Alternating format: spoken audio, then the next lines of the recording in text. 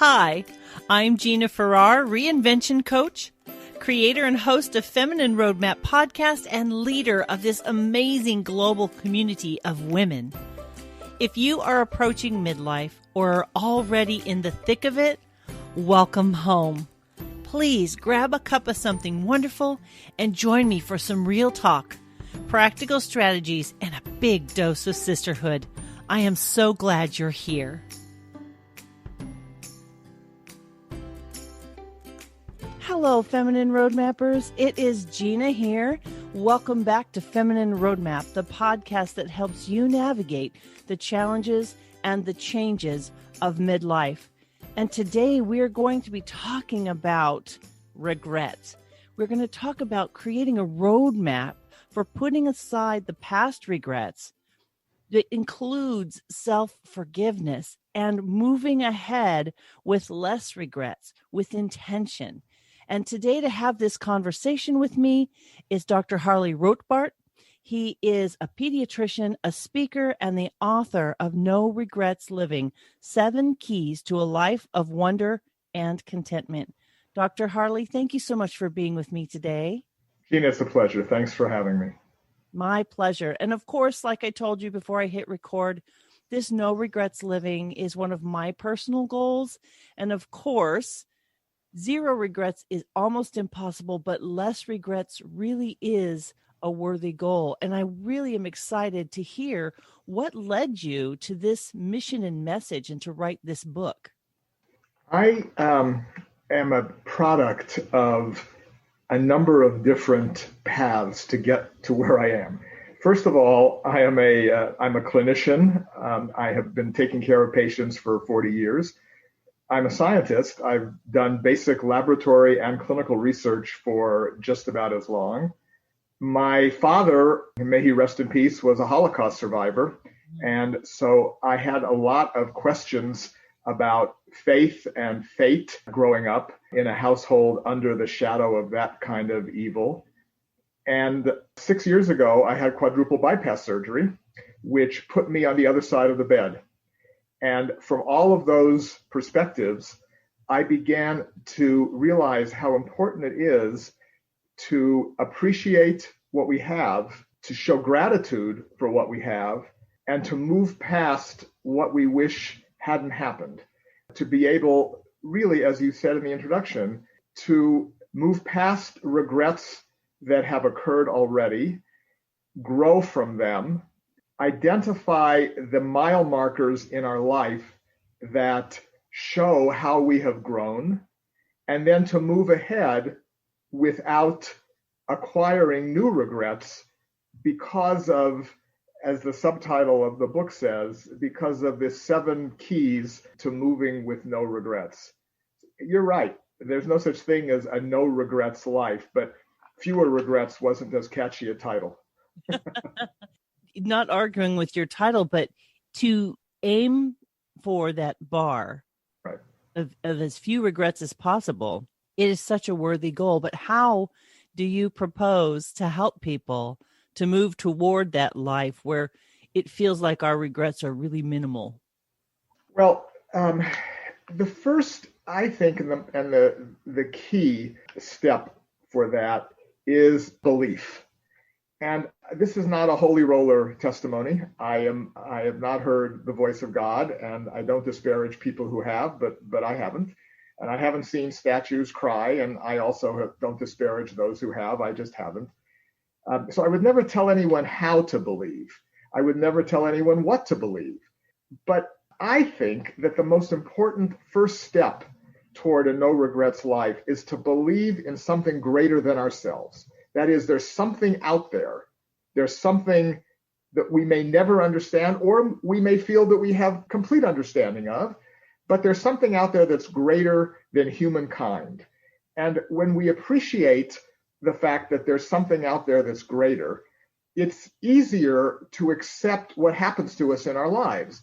It's easier to accept the concept of fate. It's easier to accept the concept of reward and punishment, which doesn't always make sense. How can we explain the grandparents, aunts, uncles, and cousins that I lost in the concentration camps never knew that I never knew. How do we explain that in the context of a greater presence?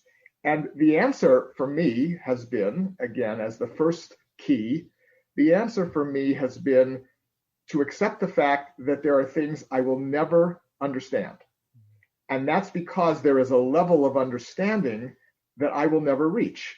And despite the best computers and the best chips and the best human minds, I don't think we will ever reach total understanding. And that's very comforting for me.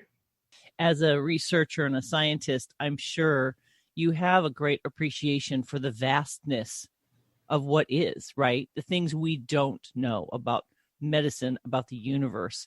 But I think sometimes what I hear you saying is really scaling that back and recognizing that each one of us, our experiences, those are like a whole nother universe. And there's so many layers and elements and things we can't control. So that key of belief kind of takes the pressure off of us to have all the answers is what That's right. That's exactly right, Gina. I think control is the key word. And there are things we can control and we should control. But there are other things that happen that we cannot. And I think back to days in anatomy lab when I was in medical school. Anatomy lab is like the hurt locker of medical school. It's an awful environment because what we're doing now some of it's moved virtual, but what we did and what most doctors have done is to study anatomy in cadavers. And these are bodies that have been donated to science. And the epiphany for me was looking inside a human body and realizing that this is miraculous. There is no other word to explain what the human body is. And then that was reinforced for many years during viewings and surgeries in the operating room, at deliveries of new babies. There is so much wonder in medicine that doctors, I hope most doctors acknowledge they cannot understand. And then I go to my laboratory bench where I've spent years looking in the microscope at the tiniest living organisms, none of which I can create. I don't understand how they were created. I don't understand where they came from. And this is going to sound heretical in an era of pandemic, but I think viruses are miraculous in their own way. First of all, no human has ever made a virus. We don't know how viruses come to be. And in contrast to humans who have never made a virus, when a virus infects a cell, within a matter of hours, it produces 1 million progeny of itself, which then overwhelm the cell, burst, and all those little virus particles move to other cells. I can't make one of them. And yet a virus, which I can't understand, can make 1 million of them in a few hours. It's miraculous. In my mind, it's miraculous. And it attests to the fact that I'm never going to understand everything. I may someday understand viruses. I may even someday humankind may be able to create a virus. It's possible that one could be created from scratch. But then you have to stop and ask, where did the raw materials come from? How did we get the chemicals and the biochemistry to be able to make that? And where did we get the ingenuity, human ingenuity, creativity? Where did that come from? And that goes back to the anatomy lab. And my recognition when we were doing those dissections in an overall unpleasant environment, but I was really in awe at all the things we cannot dissect. We can't dissect human consciousness. We can't dissect human morals. We can't dissect a soul. We can't dissect a human soul. We can dissect the liver and glands and arteries, but we can't, there's so many things that we cannot dissect that we'll never understand. Now, when you talk about not being able to dissect like the conscience or the soul or the true mind of a person, this is the part of us where I think those regrets are living, right? That's the part of us where our emotions are seated, where our conscious thought are seated. And so when we think about this idea of no regrets living, like you said, it's so impossible to understand everything. How do we wrap our minds around, like you said, looking past what has happened? How do we justify that? How do you encourage people to shift from the regret? You talked about briefly with me, the self-forgiveness. Let's kind of go to, okay, so once you deal with this idea of belief and coming to, I would say, agreement with the fact that some things will never be explained. That's what I feel like. There's a greater being overseeing everything. We can rest because we don't have to know everything. That's right. But now there's this reality of, but things are still happening. How do we process that with the advice that you're giving in your book? And what is your perspective on moving beyond that? Once we have that belief, then what do we do?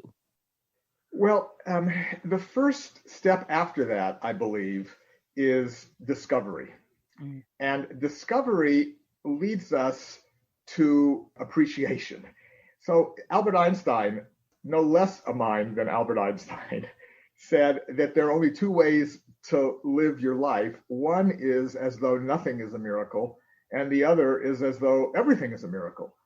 And I'm in that latter category. I have discovered miracles all around me. There's the miracle of the human body. There's the miracle of the viruses in the microscope. But there's also the miracle of human thought, the miracle of human capability. There's the miracle of nature around us. So once we discover miracles around us, we can begin to appreciate them. We can begin to appreciate our lives. And when we have a sense of appreciation, we have less of a sense of regret because they're on a teeter-totter. The more we appreciate in life, the less we regret in our lives. And appreciation is central, and that requires recognition of the miraculous lives that we have. And then when that happens, when we appreciate all that we have, appreciate where we've been, I think we can then put aside a little bit some of the regrets of where we wish we had been and who we wish we are. For example, if we believe, as I do, that there's something greater than us, not everything that happened in the past is on us. Not everything that happened in the past is our fault. Some of it is and can be corrected and moved forward from, but not everything is. And of course, we wish that there are things that had turned out differently. We wish sometimes we wish our kids had turned out differently. We wish our education had turned out differently, our careers, our marriages. We can regret all of those. But if we see those events in our lives as a pattern of fateful occurrences that had to happen in order for us to be where we are now, those events in our lives, even the ones we regret, had to happen because otherwise we wouldn't be the person that we are today. And now that we are that person, we have the choice. We can decide how to move beyond those regrets, acknowledging that some were our responsibility, some were in our control, many were not. Now, let's take what we do have the ability to control and move forward from there. Acknowledging what we can and cannot control. That's so like obvious and difficult all at the same time, isn't it? It is. And I don't think this is an easy process, Gina. And I think the reason that I was so anxious to appear on your program is because the demographic that you are a hero to is the demographic that has the greatest ability to move forward and to control that which they can. They can't control everything, but the demographic of the second half of life can look back, and I talk about mile markers in the book, how we got to where we are. And most people, I think, don't take the time when they reach 50 or 55 or 60, and I'm approaching 70. Most people don't take the time to realize how much they've grown up until now and what metrics there are for that growth. How can they measure the growth that they've had. And when people recognize that growth, when they recognize their mile markers, they're more likely to appreciate the fact that they have grown and look forward to future growth. Absolutely. And that question that you asked, how can we take what we've learned from the first half of our life and transform that into a vehicle for the growth, for the understanding, for the appreciation? It's about the perspective that we take, isn't it? It is. And I shared with you at the beginning of our talk today the different perspectives that I bring to no regrets living, as a clinician, as a scientist, as a child of evil and horror in my father's life, as a heart patient. Everyone has those, not mine, but different vantage points, different perspectives that led them to be who they are today. And I think so many people, especially in the first half of their lives, are so rushed in the go-go years. We are so consumed in our younger years with getting to the next step, the next level, whatever that is, professionally, personally. But when we get to the second half of our lives, we're beginning to look toward the end. And we're beginning to say, when I get there, how am I going to feel about the second half of my life? And is there a way for me to feel better if I don't already feel good about the first half of my life? And a lot of people get to that end stage of life, and at that point, it's too late to get rid of the regrets. It's too late to forgive yourself. We're counseled to at the end, but if you can get there having already forgiven yourself, if you can get there having already recognized the growth that you've had and the improvement in your growth in the second half of your life, that end is not as worrisome and that end is not as hard to accept. You said three things that I think are extremely key to this no regrets living. And that's forgiving yourself, recognizing your past growth, and focusing on your current improvement. And I think this is very much a daily process as we face relationship challenges or physical challenges or emotional challenges. And one of the things, Dr. Harley, that I think can trip people up is when we grow, not everyone grows with us. And there's this sort of personal responsibility and also this willingness to possibly be set apart from the comfort of certain relationships. If we want the no regret living, we do in some ways have to stand on our own 2 feet and allow other people to make the choices they're going to make, but stay our course. Yeah, Gina, that's so true. One of the chapters in the book in appreciation is family. And family is often the most challenging part of our lives. It can be the most rewarding part of our lives if we're so blessed, but it can be the most challenging part of our lives too. And you're right, not everybody moves forward at the same pace, and not everybody is willing to accept our moving forward. Because if we institute changes in our lives, that can be disruptive to the people around us. There's my favorite example of that is Uncle George. So Uncle George, there was an interview with one of the local news channels. It was probably 15 years ago, a number of years ago, but it's a favorite of mine. The local news reporter sat down with a family. The father in the family was a family practitioner, a physician, and his wife was in business for herself, and they had 2 teenage daughters.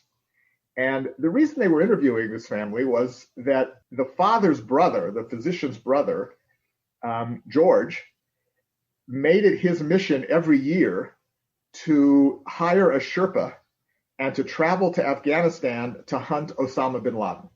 So Uncle George had just left for that year's trip to Tora Bora Mountains with a Sherpa, where he borrowed an AK-47, and with the Sherpa, they went cave to cave in Tora Bora hunting Osama bin Laden before he was obviously found, years before. That in and of itself was a unique aspect of this family, but even more unique was the fact that Uncle George was on dialysis. And Uncle George required dialysis 3 times a week. But he left for a month at a time every year to hunt for Osama bin Laden and went off of dialysis and only came back when he needed medevac because of the toxins that had built up in his body. So the reporter asks the girls, so what do you think about this? What do you think about what your uncle is doing? And one of the girls quickly said, you know, every family has an Uncle George. And that is so true. Every family has someone, perhaps more than one person, who will not accept your growth, who is out on a satellite of their own and is not prepared to welcome changes in your lives or to be part of the community that you are part of, the family, the outside community. And at some point, as hard as we should try, and I believe we should try as hard as possible to maintain the close connections that have gotten us to where we are, at some point we have to say, I'm moving ahead by myself. Mm-hmm. I have to take charge of my own life. And I love you. I respect you. You're my family. You're my Uncle George. But I can't be tethered to your limitations. I can't be tethered to the regrets that you have that I want to move past from. Being tethered to other people's regrets. That's a profound statement because I, myself, need to count the cost of growing versus not growing and how much of other people's baggage and opinions figure in as my choice, right? Right. And that's another first half, second half distinction, because in the first half of our lives, we are not always courageous enough to be able to separate from other people's burdens, from other people's regrets, from other people's patterns. But in the second half of our life, as we recognize our mile markers, as we recognize the metrics along the way that measure our growth, I think it's important to build the courage that we may not have had in the first half of our lives to move ahead, if necessary, on our own. On our own. I think that can feel very scary. People have expressed that sometimes midlife is an overwhelming time of either feeling regret or feeling lost or feeling lonely. There's a real sense of what next. And I think what you're proposing, this whole idea of the no regrets living, those keys to a life of wonder and contentment, what I'm getting just from the title of your book is in this grander picture of feeling possibly overwhelmed, unsure, maybe lost, maybe a marriage has ended, or just the first half of our life has completely flipped upside down and all the roles that we've played, quote unquote, are shifting. Yeah. I love that you basically take this very almost existential idea of all of life, right? All of experiences, and you bring it down to this idea of wonder and contentment. You're really bringing our focus down to right now. We're looking back down our timeline, but we're also intentionally looking at right now and how that is going to change my timeline going forward. Is that correct? That's right. And the key word there is one that I believe you used in the introduction. It may have been before we went on air, and that is seeking purpose. And one of the keys to no regrets living is to seek. We need to seek a number of things. We talked a little bit about seeking self-forgiveness, and then seeking purpose is another important search that we need to make. Let me just give an example of first self-forgiveness in the second half of my life, and then the importance of seeking purpose. I have been an infectious diseases specialist, a pediatric infectious diseases specialist for my entire career. I've taken care of the sickest patients at Children's Hospital Colorado for more than 3 decades. We diagnosed the first case of childhood AIDS in Colorado was my patient. And until we found that diagnosis and figured out what to do and what we couldn't do, I became enmeshed in the worlds of the sickest patients with bone marrow transplants and with cancer who get life-threatening infections. Around me, my colleagues who were not specialists, who for the most part were general practitioners, but some were specialists, cardiologists, gastroenterologists, would volunteer to go on missions, for example, to Haiti or to the Dominican Republic or to Africa. And they would spend a month or 2 months working in the bush where there were no facilities, no high technology, nothing. I did not have the courage to do that. I told myself that I'm needed here, and I think I was. And I told myself that the work I'm doing here is important, and I think it was. But I never had the courage, and I regret it. I never had the courage to take my basic general pediatric skills into the bush, into areas of hurricane victims and earthquake victims, to try and do what colleagues of mine were doing. I felt insecure after all those years of subspecialization with the sickest kids. I felt insecure about taking care of everyday routine pediatric problems that would come into a clinic. But in retrospect, I realized that my skills were not that dull in general pediatrics, and I could have made a contribution. I could have made a difference. I regret it. But now, at this stage in my life, now second half, I am forgiving myself for not having done that. I'm doing more volunteer work. I think my clinical skills are probably less than they were when I could have volunteered, but I'm doing my best now to make amends and to forgive myself and to move forward without that sense of guilt for what I didn't do, for what I should have done, the regrets.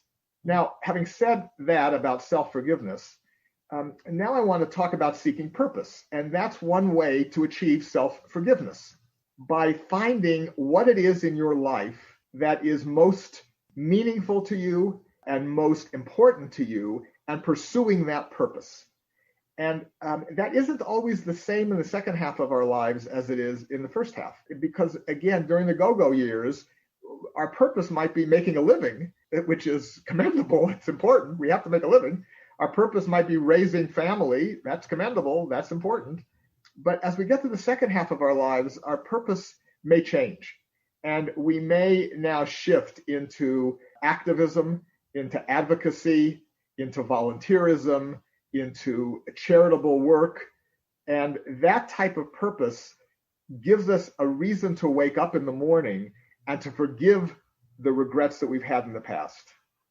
And something that came to my mind as you were sharing that is, I think sometimes we forget when we look back all the circumstances that might have surrounded an opportunity that we now regret we didn't take. Yes. That maybe it wasn't as straightforward as we remember it. It wasn't as black and white as we remember it. You know, do you understand what I'm saying? Like, we think, oh, I should have done that, but we're not remembering everything and everyone that was impacted by that decision. Not that it lets us off the hook per se, but we don't tend to remember accurately. Gina, that's profound. And it actually helps me to forgive myself even more, because you're so right. At the time, there were young kids in my house. At the time that I didn't go, I was raising young kids. I was coaching baseball and basketball for my kids. And to have left my wife to go on a mission for a month or 2 months is a context that I don't often remember when I'm feeling regret about not having gone. And in fact, I may not have remembered it at all until you just said that. The context of our decision making that may have led to regrets is critical. And I have to rethink some of my past regrets and put them back into context. And I'm grateful to you for having said that. It's my pleasure. I'm an overthinker. I'm an analyzer. My brain never turns off. And so as you're talking, my mind is really spinning, because releasing that sense of guilt for what we didn't do made me think of, I don't remember all the details. And we get those emotional imprints, don't we, Dr. Harley? Those things that happen in our life, the memories stick because some emotion was attached to it. Of course. Right? Of And we course. sometimes give too much credit to that emotion as an absolute truth, Yeah. when it could very much be much more convoluted than we can remember. And much more concrete. It's young kids at home. And those kinds of realities at the time that our decisions were made, at the time that our regrets were born, those realities may have really overshadowed the emotions at the time. And our emotions now looking back, we have to remember those realities. There were things in our lives besides going to Haiti that were going on. And I was able to come home from the intensive care unit at Children's Hospital for a late dinner with my kids. And I couldn't have done that otherwise. Now, again, others did, but the context of their lives may have been different. And I never really thought about it. Yeah. So how do we, in the idea of, okay, we look back over time and we do our best to keep it in context as best we can. Just yesterday, I had a conversation with my youngest daughter, and I've really been in a situation emotionally and mentally where I thought I would be isn't where I am. I'm caregiving for both my mom and my mother-in-law, and it's kind of, for lack of a better way of putting it, kind of derailed what I thought I would be doing. And in this context, I'm even thinking, don't miss out on whatever it is you're supposed to be getting, because you don't want to regret that you were in a hurry to get through this, to get to that, whatever that is, because I don't actually know. Yeah. So how do we live in that? What, in your experience, or what is your perspective on this being in the moment, regardless of if life right now is exactly what we thought it would be or what we want it to be, because it's constantly ebbing and flowing? Gina, first of all, we are kindred spirits because 3 years ago, my wife and I both lost our moms within 7 weeks. Wow. And leading up to that was a period of 2 to 3 years for each of our moms of being their primary caregivers, where we were in the bathrooms with our moms far more than any son or daughter should have to be in the bathrooms with their moms or mothers-in-laws. I mean, it was really the most difficult period of our lives, taking care of our parents. I had lost my dad. He survived the camps in Germany, but he died of pancreatic cancer before he met Sarah or knew our kids. He died at age 57. You know, how do you, first going back to our original concept of belief, how do we understand that other than to say there's an understanding greater than we will ever have? But that said, the staying in the moment when you're bombarded by the pressures around you, in our case, yours and mine, taking care of elderly parents or ill parents, is incredibly difficult. And there are two strategies that I've used for that. One is journaling, which is the simplest and maybe the most elementary idea, but it works. And much of what I have written in No Regrets Living comes from journal entries that I made during those most difficult periods. And in fact, there are pages and pages in the book about how Sarah and I coped with our mom's illnesses. It's a significant part of our lives and became a significant part of the No Regrets Living book. But the second part of staying in the moment, besides recording, and it doesn't have to be a lengthy diary entry. It can just be simply, this was a terrible day. Here's what happened. I'm going to bed. Or this was a breakthrough day, and I'm grateful for what happened today. I'm going to bed. Journaling does not have to be an exercise in narrative writing. It can be an exercise in recording because it forces you to be in the moment. You are recording the moment that is happening. And the second one is going to sound a little creepy, but I channel. And because my dad died young and didn't know so much of what happened in my life, when there are extraneous moments that I want to remember or that I am forced to remember, either in good times or in bad times, I try and concentrate so hard on that moment by channeling my dad to see it. So I focus so hard on what my grandkids are doing, or what my kids when they were young were doing, or what my dad's wife, my mom, was doing in the difficult periods. I channel my dad. Dad, you see what we're going through here? Dad, do you see your grandkids? I don't say it, but I look at the event that's happening in a much more focused way by trying to bring a loved one who's gone back into that moment. And that helps me appreciate the moment. Now, I live in Colorado, and so sometimes I look zoned out and people think that I'm stoned when I do that. But that's not true. It really is. I'm really channeling. I'm really channeling. When you use the word channeling, the word that came to my mind is really, visualizing. It's taking part of your emotional self and the reality of what you're in, and you're marrying those two in a way that almost heals and closes some gaps, because there are things that we can't control. The loss of a loved one. I feel that way about my grandfather. He died the year before I got married, and I've thought the same thing, right? I wish he could have known. He did know my husband, and he liked him, so it was nice to have that. Yeah, sure. But because of my relationship.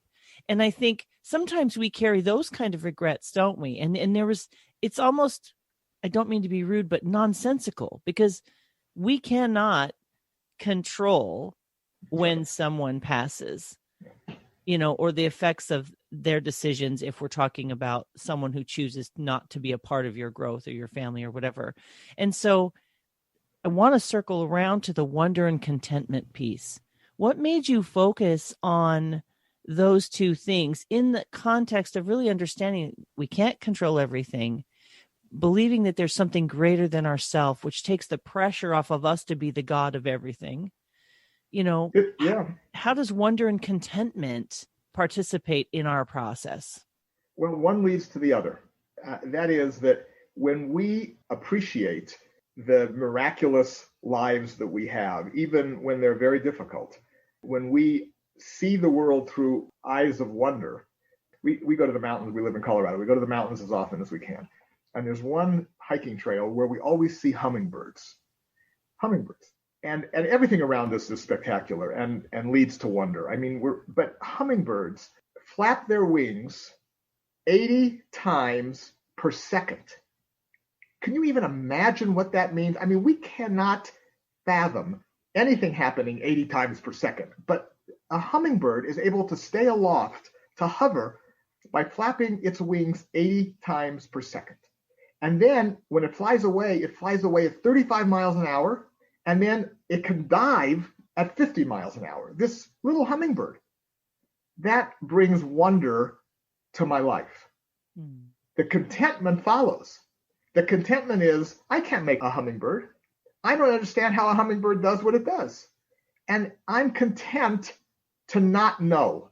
I'm content to say, that's extraordinary. That is miraculous. But it's not something that I can understand, control, take advantage of, exploit. I can't do any of those things. And I'm content in that knowledge. I have a sense of contentment that those things that are out of my control and beyond my understanding are there. I appreciate them. They create wonder in my life. And I'm content to not know everything, to not control everything. We keep coming back to that, don't we? That idea that there's a certain open-handed living that makes it, I don't know if easier is the right word, but when I grip tightly to something, it does have a tendency to cause suffering. Yeah. If I'm willing to open up my hand a little bit and accept, and that's what I hear you saying, accept that things are going to happen that I can't control. Relationships are going to change, whatever it is. But that no regrets living really comes back to personal responsibility. It's up to me to choose how I perceive it, how I respond to it, and what I do with that information. There are theological debates, classic theological debates, between fate on the one hand and self-determination on the other hand. What is meant to be that we cannot control, and what can we control? Is there truly self-determination? And that debate between what's meant to be, what happens that's out of our control, that's part of a greater plan, versus self-determination, what we can control, is for me the paradigm for understanding what I will never understand. That is, I believe both happen. I believe there is fate. I believe things were meant to happen. I believe there is a greater plan. And I believe I have self-determination and have some impact and control on those things. How is that possible? How can there be a greater plan that's meant to happen, that's fate, and I can still intersect with? That's where belief comes in. I believe that both can happen. I am able, content, to accept contradiction. And contradiction is part of our lives. And if we can accept that contradiction as part of no regrets living, we are better for it. Oh, that is so hard for some of our personalities, isn't it? Just accepting that contradiction. And I think there's a very fine line, Dr. Harley, between that acceptance and it's like a surrender, right? We have to surrender to the fate, if you will. And then, but we also have to pick up the mantle when we can. And there's this fine balance so that we don't become hopeless, I guess. That's right. That's exactly right, Gina. And it is acceptance is one of the 7 keys, and we do have to accept, but also growth and accepting new responsibility is another one. And we have to do both because that's the way we move forward in the second half of our lives to bring this full circle. That's the way we move forward with fewer regrets than we had in the past. Ironically, partially acceptance that allows us to move forward, isn't it? Instead of that resistance that we have a tendency to live in. That's right. That's right. As we wrap up our time together, Dr. Harley, I would love to have you anchor in maybe 3 things that you really want people to take to heart from your book. It could be from our conversation, but just what is it you really want my audience to hear today? Well, I think the key points are, first and foremost, that we are not, as humans, the be-all and the end-all. And we cannot have over expectations of our own abilities because there are some things that we cannot accomplish, that we cannot overcome. The second thing would be that we are able to control and to move forward in many ways, even though there are limitations. There are boundaries to where we can and cannot go. Those are not ours. Those were not set by us, but we can move forward despite those. And the goal is, after we recognize that we are not the be-all and the end-all, that we recognize that we still are, we still be, and we still must move forward. And the third thing is really that Tim McGraw's song is Live Like You Are Dying. And it is a beautiful, heartwarming country song that retells the story of a man who gets a terminal diagnosis and wishes that everyone could experience what he has experienced since receiving that diagnosis. Loving more deeply, appreciating more thoroughly, eyes wide open to the beauty of the world around them. And I would say that the third thing that I would recommend for your listeners and for the readers of the book is to live like you're dying and do it long before you are. That's a powerful note to end on. I know some people talk about write yourself a letter from the end of your life, looking back, right, to give yourself perspective. Yep. It's so easy to get lost in the moment. Well, I want to thank you so much, Dr. Harley, for sharing your journey with us, that amazing depth of understanding that you've come to, just the encouragement coming at a time when a lot of people do feel out of control, and the perspective that you bring to the possibility of living a life that does not have that heaviness to it, finding that beauty and balance between the light and the dark, the heavy and the elegantly light, And so I want to thank you so much for bringing that message so clearly to my audience and sharing things that I do believe are going to impact a lot of people. I really appreciate your time. Thank you, Gina. And I appreciate the wisdom that you've given me with the questions and the observations that you've made. So thank you for that. It is my pleasure. So Dr. Harley, how can people find you? Well, my name is hard to remember, but I have a website with it's my name. It's www.harley-rotbart.com. But No Regrets Living, I'm on Facebook as Harley Rothbart MD, and I'm on Twitter. But the easiest way is to link to, just Google No Regrets Living, and Harley will work, or just No Regrets Living, and and lots of links will pop up to find me. My website has a contact sheet where people can send me their own ideas, and I'll do my best to respond. Wonderful. So friends, if you head on over to www.feminineroadmap.com/episode 222, I will actually put a link to Dr. Harley's website and to his book. So if you have difficulty finding him, you can just head over there and click that hyperlink and it'll take you right to him. Dr. Harley is a pediatrician, a researcher, a speaker, the author of No Regrets Living, 7 Keys to a Life of Wonder and Contentment. If you are looking at the second half of your life and you're struggling with perspective, grab a copy of this book. Understand that there is always, as long as we are alive, there's always another way. There's always an option. There's always a choice to move ourselves forward. We don't have to feel overwhelmed with aging. We can see it as a gift, and we can make choices to give ourselves that gift, which then gives gift to the people around us. Your life is so much greater than you believe. You are here for a purpose. If you are breathing and you are here, there's something left for you to do. So friends, don't give up. Connect to our community. Join my tribe. Get Dr. Harley's book. Find a group of people, same mind, that you can move forward in life with. Look at life with wonder and contentment. Find a way to shift your perspective if you're struggling. And forgive yourself when you do struggle. Because let's be honest, it's an ebb and a flow. But stay in the game, my friends. Thank you so much for being with us. We appreciate you spending your time. Take care, my friends. Bye-bye.